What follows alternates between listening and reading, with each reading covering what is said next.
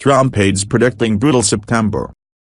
Inside President Donald Trump's White House, no one seems to be looking forward to September. Senior officials have described the coming month as brutal, bad or really tough because of the confluence of complicated issues, but they also say it's pivotal to getting the presidency back on course. Aides hope to have a better blueprint for how the president wants to proceed on a series of thorny issues: the nation's debt ceiling, the 2018 federal budget, tax reform, infrastructure spending and perhaps another stab at repealing Obamacare. After a series of meetings in New York this week, their goal is to partially temper Trump's expectations, hammer out some compromises and get a competing band of aides on the same page. The month has taken on outsized importance among some top aides and outside advisors, who view it as key to getting the presidency on a better track. The stakes are very high in September, said Jenny Beth Martin, who leads the Tea Party Patriots, a conservative grassroots group. There is a lot to do in a very short period of time. Trump,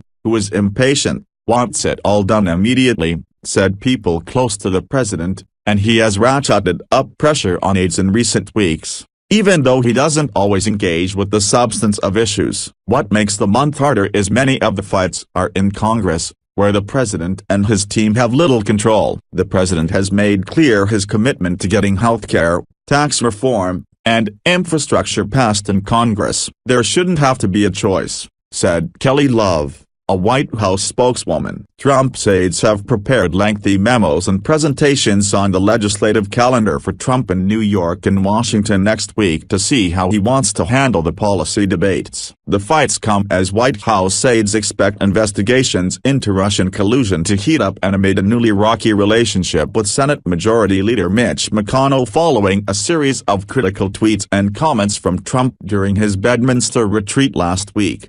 Other critical decisions are approaching, such as finalizing a strategy for Afghanistan and choosing whether to suspend the payment of Obamacare subsidies that keep insurance markets functioning smoothly. And the president is increasingly venting about the apparent inability of the Republican Congress to agree on legislation, especially the Senate's high-profile failure to agree on legislation repealing Obamacare. He has told others he will distance himself from any failures, even as some of his aides push him to cultivate stronger relationships on Capitol Hill. The Republicans in Congress only seem to be efficient at one thing: coordinating hearings on Russia with the Democrats, said Sam Nunberg, a longtime Trump aide who left him in 2015 but still talks to administration officials. At least they can get that done. September also presents several fights where Trump's aides aren't in agreement. Fault lines are already coming into view, even as Mark Short, the head of legislative affairs,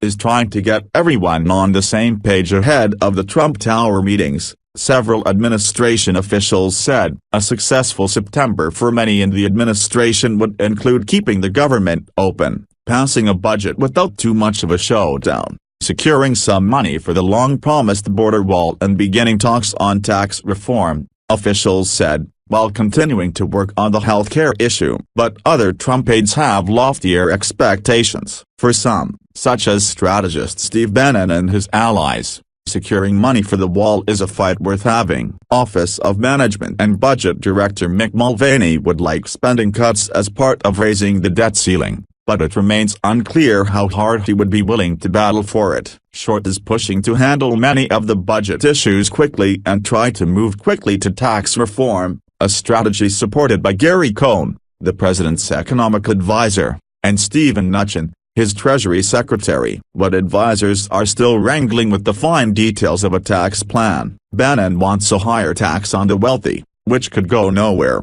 and while he previously wasn't involved in health care, Bannon has recently inserted himself into that fight. Administration officials said the top headaches for Trump's White House are the September 30 deadlines for raising the debt ceiling and funding the upcoming year's budget. The White House also wants to push agenda items, like more border money and defense spending, while also trying to curb deficits. White House officials, including Bannon, Short and Chief of Staff John Kelly, have told others they expect those fights to be messy. The outcome some White House officials fear is a 3-month budget extension, only postponing the fight until December. Internally, White House officials are still battling over spending levels in the budget.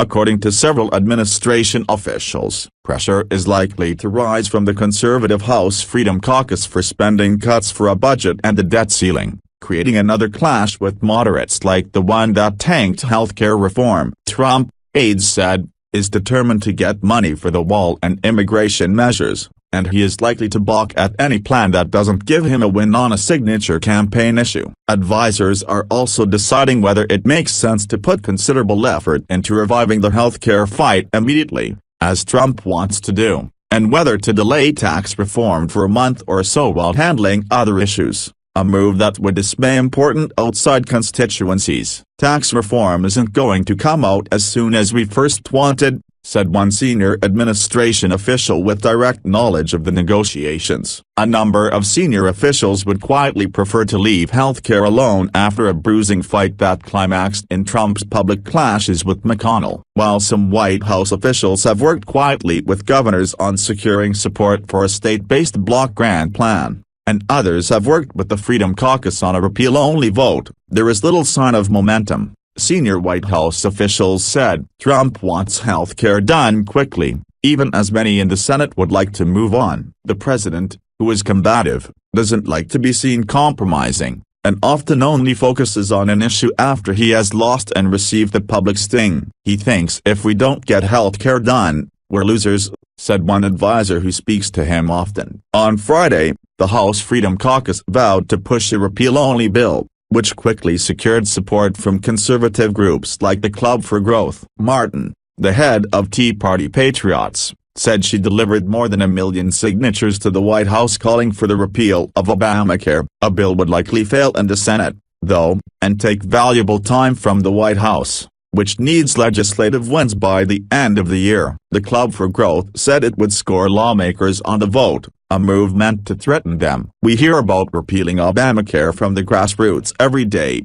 Martin said. For many in Trump's White House, tax reform is the greater priority. Short and other senior aides have met with senators and important outside constituencies, like the network of groups backed by the billionaire brothers Charles and David Koch. Tim Phillips, who leads Americans for Prosperity, one of the largest groups of the Koch network, said his donors are most focused on that, and outside groups say the administration has seemed far better prepared on tax reform than on health care. Our view is it's all about tax reform, said Scott Reed, the chief strategist for the U.S. Chamber of Commerce. Success would help turn the page on all the drama of the White House so far.